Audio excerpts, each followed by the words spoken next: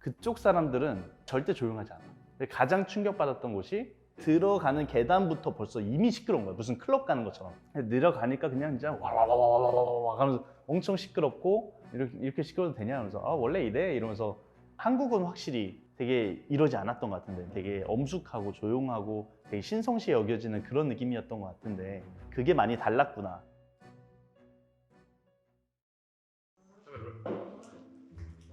찍을게요. 하나, 둘, 셋. 굿. 제일 잘해주는 것 같은데 저는. 자, 액션. 나는 지금 전시의 새로운 패러다임을 만들어가고 있는 뉴이스트 아트의 김휘재라고 해. 반가워.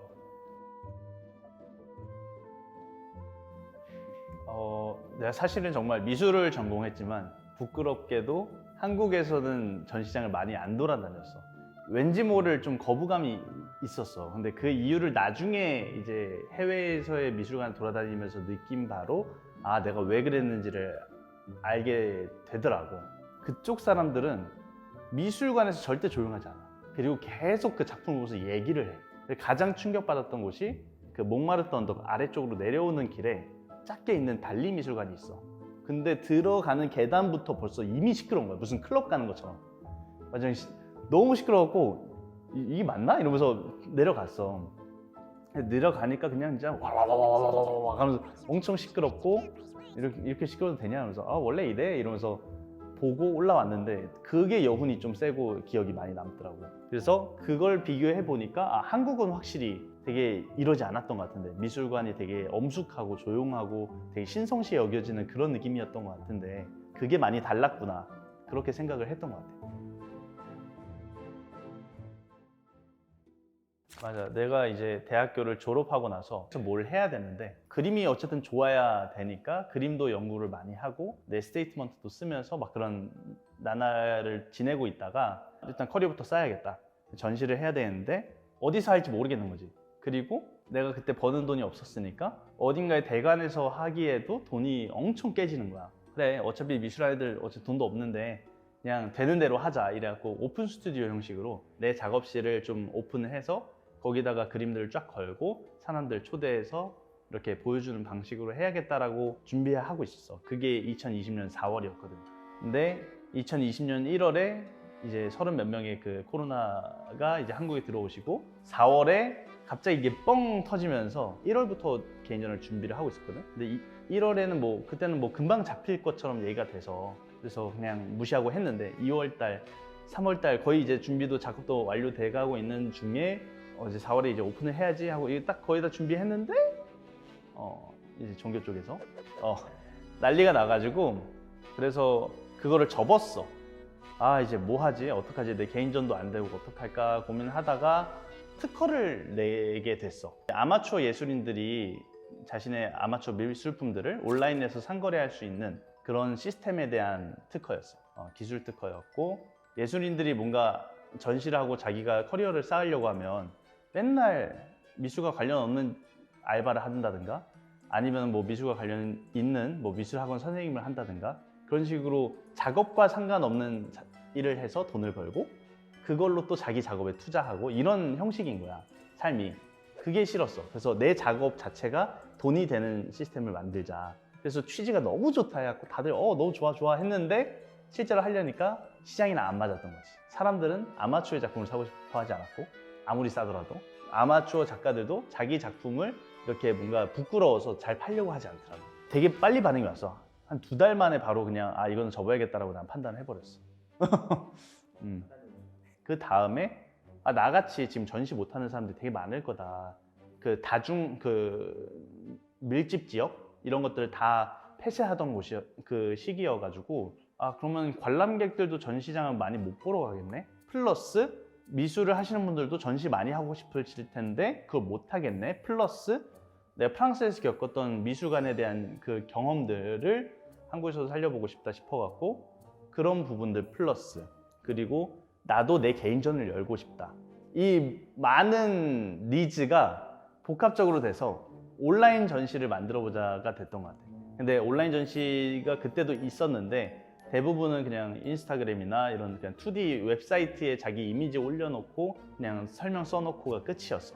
근데 이거는 전시라기보다는 그냥 카탈로그니까 나는 정말 3D 전시를 만들고 싶었던 거지. 그래서 그때는 메타버스라는 용어도 없었고 온라인 비대면 전시를 내가 혼자 개인 프로그래밍으로 해서 만들어 봤는데 너무 괜찮은 거야. 그렇게 돼서 이제 늠이라는 사업을 시작하게 된 거지.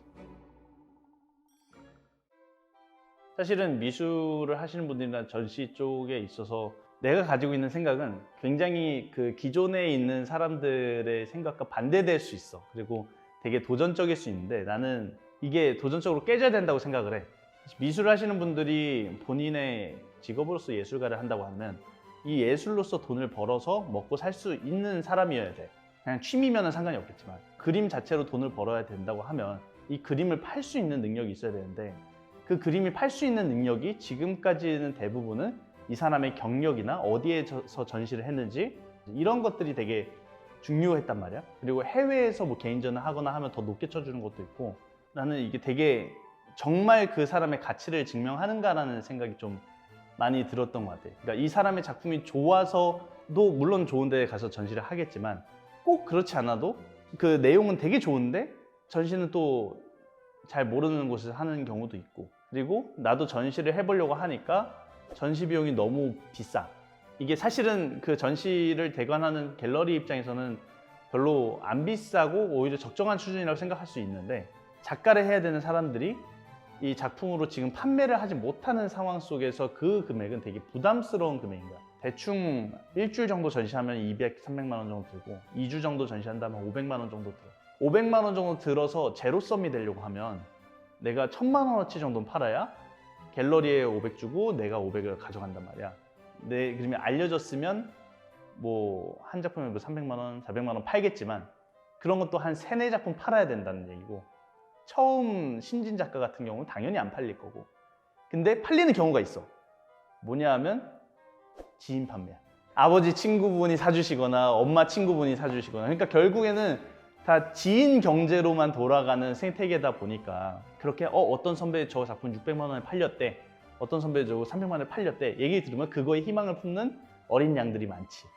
그러다 보니까 계속 그 굴레에서 못 벗어나고 자기 그림이 왜 안 팔릴까 걱정하면서 그런 것들이 있지. 이게 선순환이 안 되는 거야. 내가 전시를 하면 확실히 돈을 번다는 개념이 있어야 전시도 적극적으로 하고 그 돈도 내고 할 텐데 전시를 해봤자 쓰고 버리는 돈처럼 되는 거야.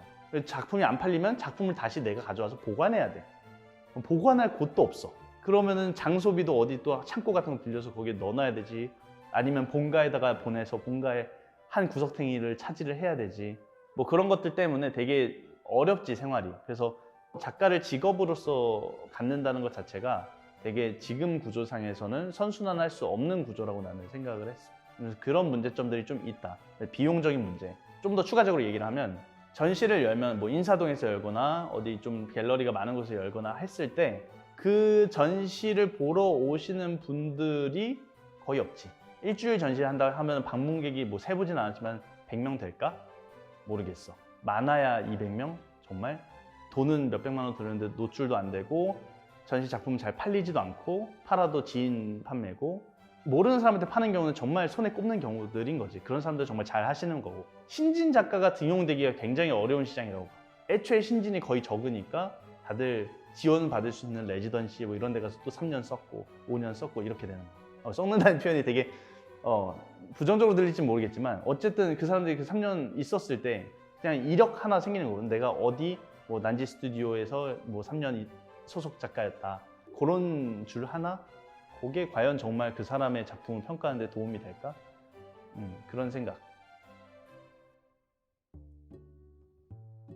어떤 외부적으로 얘기하는 이 밈의 그 문제 해결 방법은 되게 간단해. 전시를 한번 여는데 비싸요, 접근성도 떨어져요, 홍보도 잘 안 돼요. 이 세 가지 문제를 디지털화 시키면 가격도 저렴해져요. 그리고 접근도 쉬워져요. 홍보하기도 훨씬 편해요. 요거가 우리 솔루션이 되는 거지. 그래서 사실은 이 밈이라는 메타버스 전시 플랫폼 자체가 여러 가지 사실 작가분들이나 아니면 신진 작가 아니면 유망 작가라든가 이미 잘 나가시는 분들도 활용할 수 있는 여지가 굉장히 크다고 생각을 해.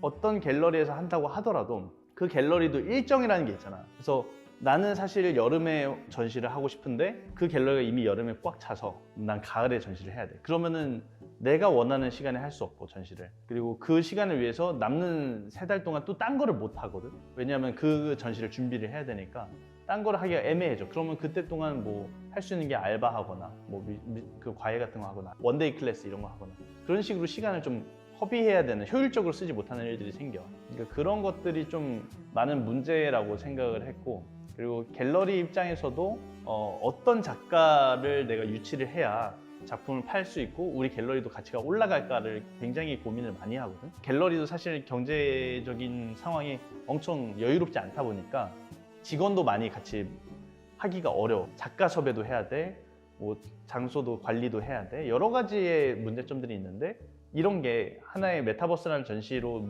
사람들이, 작가들이 몰리면서 하나의 커뮤니티를 이루면 그 안에서 또 더 잘 조회수가 높이 나오는 사람이 있을 거고 아닌 사람이 있을 건데, 그런 것들로 쉽게 비교해 볼 수 있지 않을까, 갤러리들도. 사람들이 많이 보는 작가는 어쨌든 뭐가 있다라는 얘기고, 뭐 덜 보는 작가는 좀 시장 경제에서 미안하지만 그 너의 작품은 지금 시장에서 안 먹힌다는 얘기고, 뭐 그런 거 하면서 작가들도 스스로를 좀 되돌아볼 수 있는 그런 계기가 될 수 있다라고 생각을 해서 나는 이게 되게 좋은 솔루션이라고 생각을 해. 온라인에서 이제 사람들이 비대면으로 전시를 제작하고 기획하고 배포할 수 있는 서비스야. 그래서 내가 기획자, 전시 기획자라고 하면 작가든지 전시 기획자든지 본인의 그 공간을 온라인에 있는 공간을 할당받아서 거기서 본인의 작품을 업로드해서 걸고 전시를 꾸미고 그다음에 퍼블리싱을 하는 거야. 그러면 웹 주소가 생기는데 요거를 가지고 사람들에게 공유를 해주는 거야. 나 여기서 전시합니다. 여기 공유를 해주면 사람들도 웹을 통해서 메타버스 공간 안에 들어올 수 있고. 근데 다른 곳과 차이점이라고 하면, 다른 곳은 그냥 VR 전시들이 많아. 그래서 나 혼자 들어가서 보고 나오는 게 많거든. 근데 아까 프랑스 얘기를 했듯이 나는 전시장에 절대 혼자 가면 안 된다는 생각이야. 가서 뭐 인터랙션이 있어야 된다는 생각이거든. 내가 들어갔을 때 다른 사람도 들어오면 그 사람도 캐릭터로 표현되기를 원했어. 그리고 채팅도 되고 음성 통화도 되기를 바랬단 말이야. 그래서 통화까지는 지금 아직 개발하고 있는데 채팅까지는 돼. 들어오는 사람들끼리 채팅하는 게 보이고 서로의 움직임이 보이고 뭐 하고 있는지 이런 것들이 보여. 그런 것들이 이제 진짜 인터랙션을 할 수 있는 그런 전시장을 제공을 해줌으로써 많은 사람들이 전시를 조금 더 쉽게, 그리고 우리가 실제 오프라인에서 즐기는 것처럼 즐길 수 있도록 하는 그런 서비스라고 생각을 해. 사실은 그런 뭐 카탈로그 형식으로 보거나 하는 것들은 이미 많은 서비스들이 있고, 거기에 최고봉은 사실 인스타그램이지. 그냥 보면 되거든. 그냥 작품 보면 되고. 근데 내가 원했던 건 그거야. 작품을 항상 우리는 정면에서만 보게 되어 있어. 근데 사실 작품 감상할 때 보면 우리가 생각해 보면 옆에서도 이렇게 보다가, 앞으로 가까이 가서 이렇게 보다가, 멀리서도 좀 이렇게 보다가 여러 가지 측면으로 우리가 감상을 한단 말이야. 그런데 그런 게 불가능해. 그냥 일반 VR 전시 같은 거 하면 그런 부분에서 내가 자유롭게 이동하면서 내가 보고 싶은 각도에서 보고 싶은 방향으로 바라볼 수 있게 해주는 게 나는 되게 중요한 경험을 준다고 생각했어. 그게 현장감을 발생시킨다고 생각하고, 그리고 가장 큰 문제점 그거야. 인스타그램이나 어떤 VR 전시든 작품이 그냥 이미지는 똑같이 크게 있고 얘의 설명에 작품 크기가 써 있어. 얘는 34cm에서 54cm, 어떤 거는 똑같은 크기로 표현되는데 191cm에 163cm 뭐 이런 식으로 표현돼 있어. 그럼 얘의 크기감이 안 느껴져. 근데 우리처럼 3D 전시 공간에 작품을 전시하면 실제 사이즈에 비례해서 전시가 되니까 얘는 되게 쬐끄만 그림이네, 얘는 진짜 큰 그림이네, 이런 것들이 한눈에 시각적으로 보이는 거지. 그런 차이점이 있는 것 같아. 그러니까 전시를 감상한다는 게 되게 한 가지 팩터로만 이루어지는 것 같진 않아. 여러 가지 팩터에서 그 색감이나 이런 것도 사실은 어떤 전시장 분위기냐에 따라서 똑같은 파란색인데 뭐 밝은 데 걸리면은 조금 되게 센 느낌이 들고 어두운 데 걸리면 되게 암울한 느낌도 들고 막 이렇게 분위기가 달라질 수 있거든. 근데 이제 오프라인 전시에서는 어느 갤러리를 싹 다 검정색을 칠하거나 이런 게 쉽지가 않잖아. 그러다 보니까 그런 것들을 더 자유롭게 우리는 할 수 있다 보니까 쉽게 바꿀 수 있으니까 그런 것들이 되게 그 관람하는 요소를 더 풍부하게 만들어준다고 생각해. 처음엔 되게 아쉽다라고 생각했거든. 뭔가 좀 메타버스 하면 기대되는 게 되게 북적북적하고 재밌을 줄 알았는데 아무리 사람이 그 맵에 많아도 외롭더라고. 나 빼고 다 기계네. 그런 생각이 드니까 결국에는 그 캐릭터가 많아지는 게 중요한 게 아니라 나랑 재밌게 대화할 수 있는 사람이 필요한 거더라고.